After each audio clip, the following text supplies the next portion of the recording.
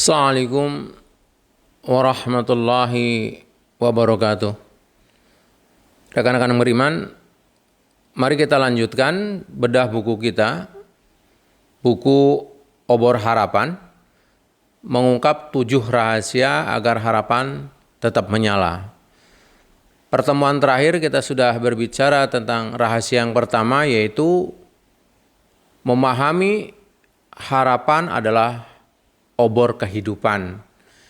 Izinkan kali ini saya akan melanjutkan dengan rahasia yang kedua, yaitu apa? Membangun harapan yang diperintahkan. Jadi jangan sampai kita salah memaknai seakan-akan kalau sudah berharap lalu semua terjadi. Ternyata tidak. Di buku ini dikupas. Di rahasia yang kedua ini adalah bagaimana kita membangun harapan yang diperintahkan. Harapan yang diperintahkan ada 3. Yang pertama, harapan yang kita gantungkan kepada Allah. Dalam bahasa yang berbeda adalah kepada Allah lah hati kita bertawakal. Itu yang pertama. Jadi kepada Allah hati kita bertawakal. Yang kedua adalah harapan yang disertai tindakan. Dan yang ketiga adalah harapan yang mungkin dicapai oleh kita dengan seluruh keadaan kita. Mari kita bedah satu persatu. Yang pertama adalah harapan yang kita gantungkan kepada Allah. Dalam bahasa lain, kepada Allah lah hati kita bertawakal. Kalau rekan-rekan bisa lihat di layar, bahwasanya perintah bertawakal hanya kepada Allah dari surah Al-Furqan, surat ke-25 ayat 58. Wa tawakkal 'alal hayyil ladzi la yamutu wasabbih bihamdihi wa kafa bihi bidunubi ibadi khabir. Yang artinya, dan bertawakallah kepada Allah yang hidup, kekal, yang tidak mati. Dan bertasbihlah dengan memujinya, dan cukuplah dia maha mengetahui dosa-dosa hambanya.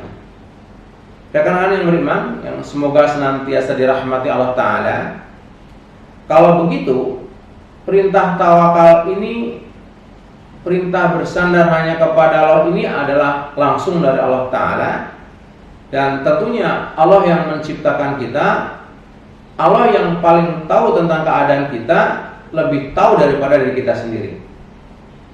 Nah, yang sering kita salah memahami atau paling tidak kurang tepat kita mempraktekkan tawakal atau bersandar adalah seakan-akan orang yang bertawakal itu orang yang lemah, yang tidak ada usaha, tidak bergerak. Dia hanya berharap kepada Allah.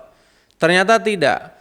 Di sini tawakal adalah merupakan tugas dari hati kita. Jadi perlu kita ingat, ketika Allah Ta'ala menciptakan kita, kita lahir ke muka bumi melalui seorang ibu. Kemudian ketika itu Allah sudah berikan kepada kita semua 3 potensi manusia. Begitu lahir ke muka bumi. Yang pertama tentu kita dikasih akal atau hardware-nya otak. Software-nya akal. Yang kedua kita dikasih hati nurani. Hardware-nya jantung. Software-nya hati nurani. Kemudian yang ketiga kita dikasih apa? Fisik. Nah, masing-masing ini punya fungsi yang sering kita lupakan. Bahwa kita dikasih akal untuk berpikir, mencari ilmu sebanyak mungkin yang dengan ilmu kita praktekkan. Nah, tugas hati apa? Punya kehendak, ingin sukses, ingin masuk surga. Hati juga untuk berfungsi untuk bertawakal kepada Allah, bersabar, bersyukur, ini ada di hati. Sementara fisik adalah bertindak, beramal. Lalu apa hubungannya? Kaitannya dengan usaha kita, dengan tawakal kita. Nah, ini yang harus dipertegas dalam diri kita, bahwasanya usaha kita dalam arti kata fisik, fikir adalah merupakan bagian daripada rasa syukur kepada Allah, di mana Allah telah titipkan kepada kita seluruh potensi ini. Maka dalam rangka mensyukuri nikmat Allah tadi, gunakan pikiran kita sesuai dengan harapan Allah, yaitu maksimal mungkin untuk digunakannya pikiran kita. Maka dalam Al-Quran sering, afala tatafakkarun, apakah engkau tidak berpikir? Artinya Allah menyuruh kita menggunakan pikiran kita. Kemudian dengan demikian juga fisik kita tuh berusaha sekeras mungkin dalam usaha. Tetapi ingat, kerasnya kita berpikir, kerasnya kita berikhtiar, jangan sampai membuat kita salah dalam bertawakal atau bersandar. Seringkali orang karena kerja kerasnya tadi lupa yang harusnya bertawakal dan bersandar kepada Allah, lalu dia bersandarnya kepada usaha. Sering kita dengar, kurang apa kayak saya kerja kerasnya? Artinya orang tadi sedang bersandar kepada usaha kerasnya. Kurang apa kerja pikir saya gitu ya.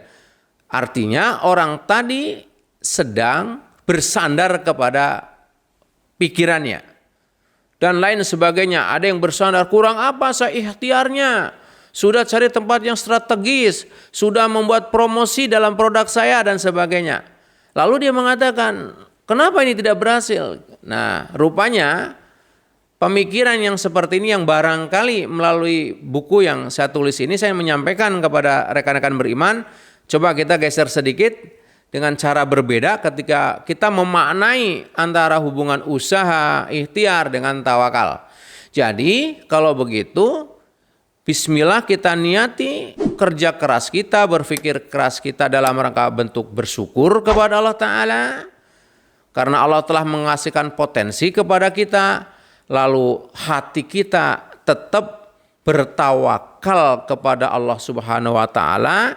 Jangan sampai kita membuat berhala-berhala kecil berupa berhala usaha yang kita sandarkan kepadanya, berhala pikiran kita yang kita berpikir keras dengannya, atau berhala-berhala yang lain yang membuat ketawakalan kita kepada Allah menjadi tidak optimal. Mengapa?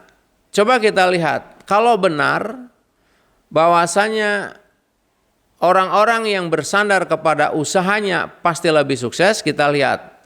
Sering orang mengatakan bahwasanya yang penting kerja keras. Ya mungkin benar tapi tidak selamanya benar.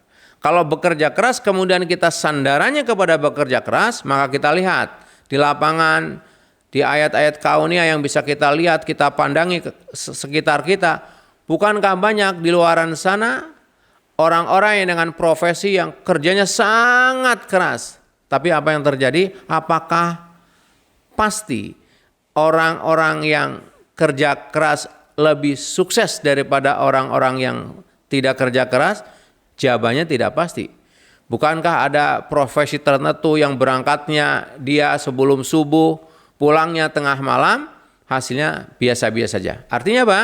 Bahwasanya kita harus bisa membedakan upaya usaha adalah bagian fisik kita, pikiran kita dikasih akal untuk berpikir secara maksimal, tapi senantiasa dijaga latihan kita, hati kita hanya bertawakal kepada Allah Subhanahu wa Ta'ala. Ini yang perlu dilatih. Nah, lalu hadiahnya apa dari Allah Ta'ala ketika kita bisa bertawakal? Maka Allah memberi jawaban kepada kita di surat At-Talaq, surat ke-65 ayat 3. Di sana dikatakan, wa may yatawakkal 'alallahi fahuwa hasbuh. Innallaha balighu amrih. Qad ja'alallahu likulli syai'in qadra. Dan barang siapa bertawakal kepada Allah, lihat di layar, niscaya Allah akan mencukupkan keperluannya. Sesungguhnya Allah melaksanakan urusan yang dikehendakinya. Demikian rekan-rekan, untuk harapan yang diperintahkan yang kedua, yaitu harapan yang disertai tindakan, ikuti di episode berikutnya. Assalamualaikum warahmatullahi wabarakatuh.